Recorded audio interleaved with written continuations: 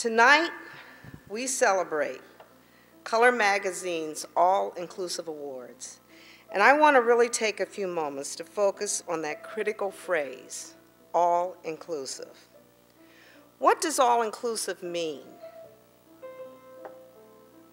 Especially in this age when we call and all have a voice through Twitter, Facebook, and YouTube. The truth is, when it comes to politics, when it comes to entertainment, and when it comes to education, and when it comes to business, we are all awarded when we include everyone. I don't care what your background is, and I don't care where you come from. We all win when we include everybody. A famous quotation I once read spells it out completely. Diversity is the one true thing we have in common. And as we begin the second decade of this still very young century, as the demographics of our country continue to change, including everyone in the tapestry that is America, is our most daunting challenge. Inclusion, as we're learning, does not end with electing the first African American president. People tell me that the arc of my business life has been about breaking barriers. That was the case at BET, the first cable network for African Americans. Part of the reason why we created BET is the same reason why Color Magazine exists, because all too often, the way minorities are portrayed in the mainstream media is either too negative, too stereotypical, and sometimes just simply off base.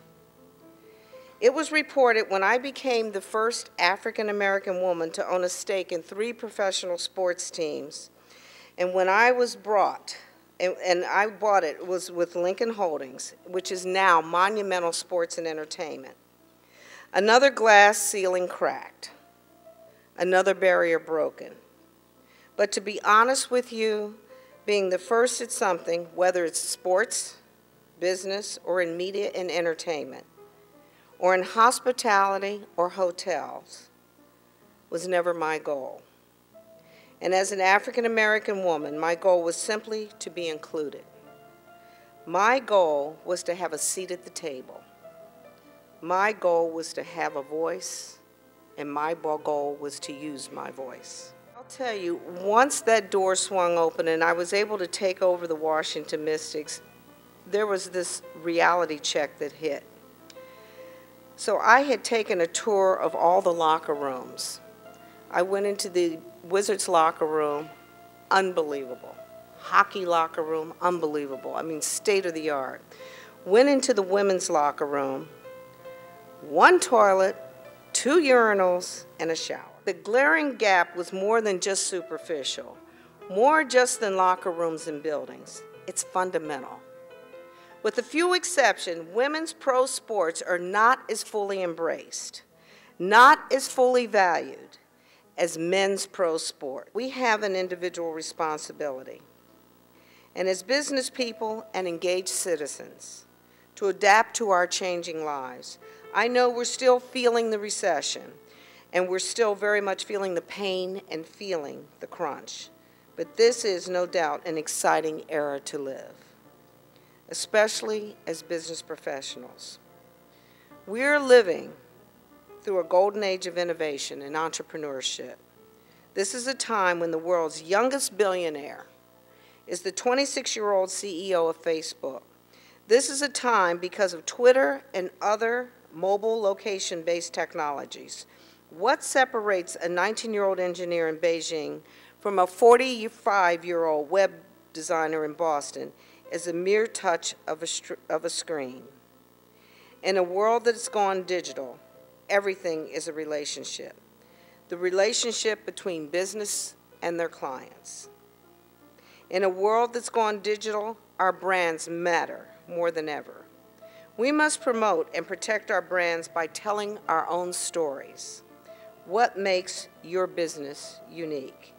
In a world that's gone digital, Those of us who are members of minority groups must do a better job networking, especially with each other.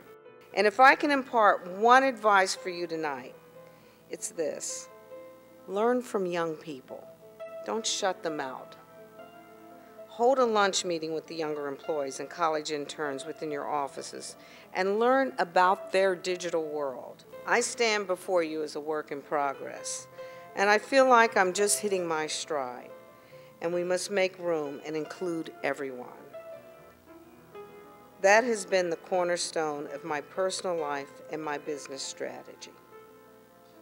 As the Filipino writer Carlos Bulosan once wrote, "America is not a land of one race or one class of men. America is not bound by geographical latitudes.